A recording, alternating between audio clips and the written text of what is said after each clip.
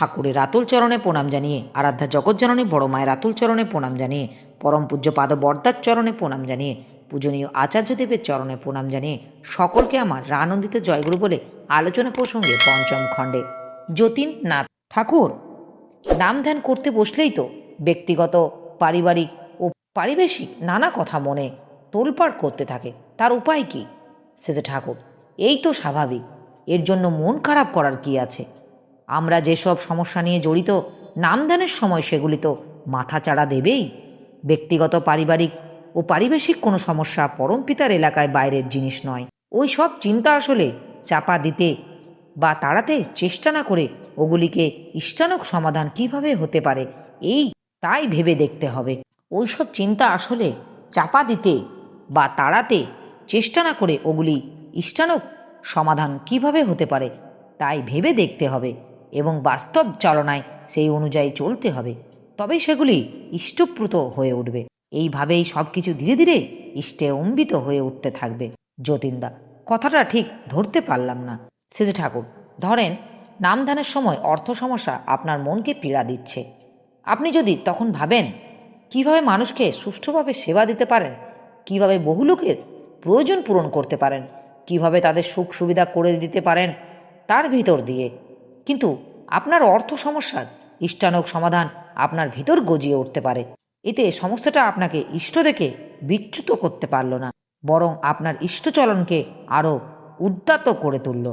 সেই জন্য আমি বলেছি, অভাব যখন মারবে ছো, যা জোটে দিস পাবি জো। পাওয়ার ধান্দা যখন পেয়ে বসে তখন যা সম্ভব দিতে হয়। এই রকম করে অভিভূতিগুলি কাটিয়ে কাটিয়ে তবে সমাধানে দাঁড়াতে হয়। আর অনুরাগের সঙ্গে নাম চালাতে থাকলে একটা জীবনীয় পোষণ পাওয়া যায়। তার বলে সমস্যা সমাধানের পথ বোঝা যায় ভালো করে। সেজে ঠাকুর হরেন ভদ্রকে জিজ্ঞাসা করলেন, যা কইছিলাম করেছিস তো? হরেন্দা, না, এখনও করা হয়নি।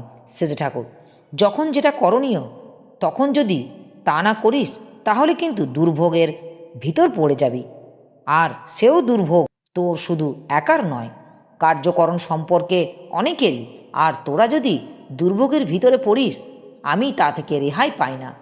হরেন্দা লজ্জিত হয়ে বললেন, আমি অতখানি ভাবিনি। সেজে ঠাকুর, ভাবা লাগে, নিজের ত্রুটি বিচ্যুতিকে কখনো ক্ষমা করো না। তোমাদের যখন ঢিলে চলনে চলতে দেখি তখন আমি বড় বিপন্ন বোধ করি। বিষ্ণু বিশ্বাস, আপনি তো প্রত্যেকের বৈশিষ্ট্য অনুযায়ী তার সঙ্গে চলার কথা বলেন, কিন্তু কার বৈশিষ্ট্য কি তা যদি ধরতে না পারা যায় তাহলে কোনভাবে চলতে হবে?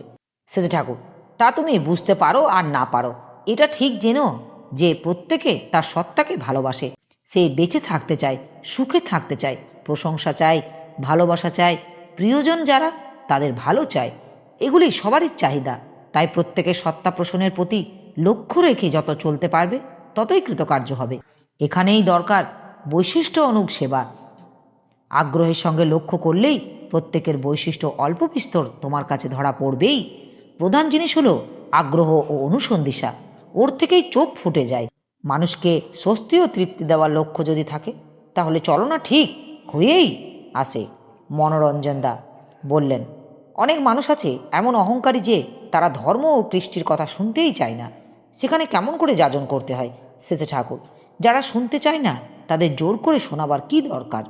তারা যে প্রসঙ্গ পছন্দ করে ও শুনতে চায় সেই প্রসঙ্গ দিয়ে শুরু করলেই হয়। যে কোনো প্রসঙ্গের মাধ্যমে যদি সহজ এবং স্বাভাবিকভাবে ধর্ম ও কৃষ্টিকে পরিপোষণ না করতে পারো তাহলে যাজন তো হবে উপর থেকে চাপানো, তাতে কাজ হয় না। ধর্ম ও কৃষ্টি সম্বন্ধে বোধ তোমাদের যত সত্তাসঙ্গত হবে ততই সব প্রসঙ্গের ভিতর দিয়ে তা পরিস্ফুট করে তুলতে পারবে।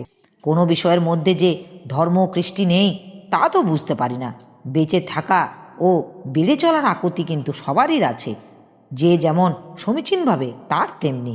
আর মানুষের সব প্রচেষ্টার মূলে আছে ওই চাহিদা।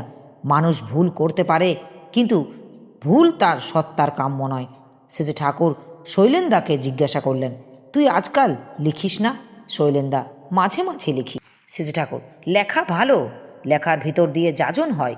সুষ্ঠু ভাবধারা যত চালায় ততই মঙ্গল। মিহিলাল এসে প্রণাম করতে সেজে ঠাকুর সস্নেহে জিজ্ঞাসা করলেন, কী রে, কী খবর? মিহিলাল, ভালো। শ্রীজি ঠাকুর: এবার ধান কেমন হলো? মিহিলাল: তত ভালো না। শ্রীজি ঠাকুর: যাতে ভালো হয় তেমনি করে দেখাশোনা করা লাগে। যারা ভালো ফসল ফলায় তারা কিভাবে কি করে দেখে শুনে জেনে নিতে হয়। বিরাজ ভট্টাচার্য: কর্মসন্ন্যাস বলতে কেউ কেউ বোঝেন কর্মত্যাগ, তা কি ঠিক?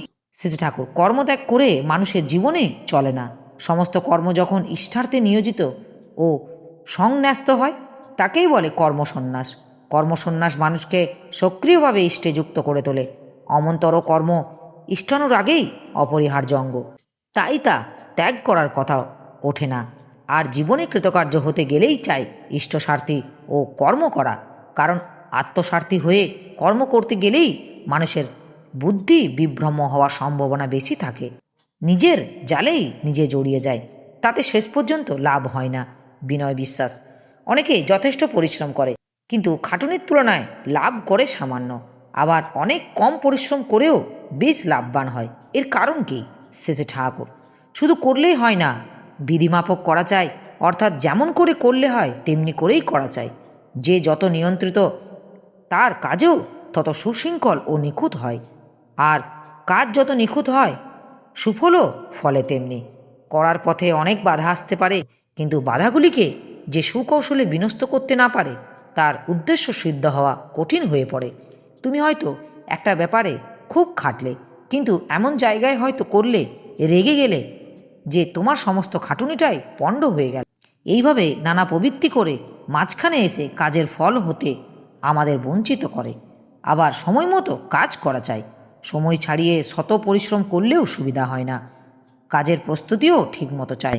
রান্না করবে, কড়াইতে তেল চাপিয়ে যদি ফোড়ন আনতে দোকানে দৌড়াও তাহলে তেল পুড়ে যাবে, সময়, অর্থ, পরিশ্রম সবটাই অপব্যয় হবে।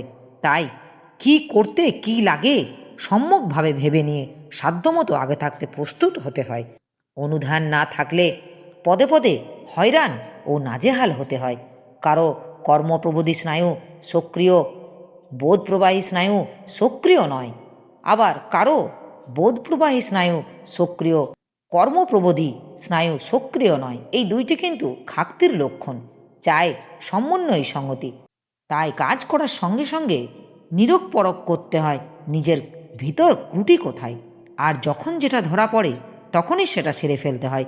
জীবনে দ্বন্দ্ববৃত্তি থাকলেও সাফল্যের পথে বহু অবান্তর অন্তরায় সৃষ্টি হয়, ওটাকে ছেঁটিয়ে তাড়াতে হয়। আর করতে গিয়ে এমনভাবে কারোর উপর নির্ভর করা ভালো নয় যাতে কাজ পণ্ড হতে পারে। তুমি হয়তো অনেকখানি করে আরেকজনের উপর নিশ্চিন্ত মনে নির্ভর করে থাকলে যে সেটা করবেই, কিন্তু খোঁজ করে দেখলে না সে কি করলো কিনা। এই ফাঁক দিয়ে হয়তো তোমার করাটা ব্যর্থ হয়ে গেল। তাই শুধু নিজে ঠিক হলেই হয় না, পরিবেশকেও যথাসম্ভব ঠিক করতে হয়, আর অন্যকে দোষ না দিয়ে সবসময় দায়ী করতে হয় নিজেকে। জীবনের কুরুক্ষেত্র কেবলই আমাদের আহ্বান করে বলছে, করো করো করো। নিবারণদা বাগচি: সামনে উৎসব আসছে, বহু টাকা সংগ্রহ করতে হবে। এমন সময় খেপুদা বা কেষ্টদা সদল বলে যদি বিভিন্ন জেলায় গিয়ে হাওড় দিয়ে আসেন তাহলে কাজের পক্ষে সুবিধা হয়। শ্রীজি ঠাকুর: তোর যেমন বুদ্ধি। নিবারণদা: কেন, তাতে অসুবিধা কি? শ্রীজি ঠাকুর: এখন কি কিছু বলা যায়? আমার কলকাতা যাওয়ার কথা হচ্ছে। আমার যদি যাওয়া হয় কেষ্টদা আমার সঙ্গে যাওয়া লাগবে, আর আমি না থাকলে খেপুর এখানে থাকা দরকার। তোরা কারোর প্রত্যাশা না করে যা করার নিজেরাই করবি। নিজেরা পূর্ণ দায়িত্ব নিয়ে কাজ না করলে দক্ষতা বাড়ে না। রামশঙ্করদাকে দেখে শ্রী ঠাকুর বললেন, তোর লোকেদের জন্য টর্চের কথা বলে দিচ্ছিস, কলকাতা থেকে শীঘ্রই এসে যাবে। তুই কিন্তু লক্ষ্য রাখিস যাতে না হারায়, নষ্ট না হয়। কতবার কত জিনিস জোগাড় করি, কিন্তু কাজের সময় কিছুই আর খুঁজে পাওয়া যায় না। আর তুই যদি এবার ঠিক করে রাখতে পারিস। রামশঙ্করদা: আচ্ছা। আমার এই আলোচনা প্রসঙ্গে কিছু ভুল ত্রুটি হয়ে থাকলে আপনারা আমায় ক্ষমা করবেন। উপস্থিত দাদা, ভাই, বোন, মায়েদের আমার আনন্দিত জয়গুরু।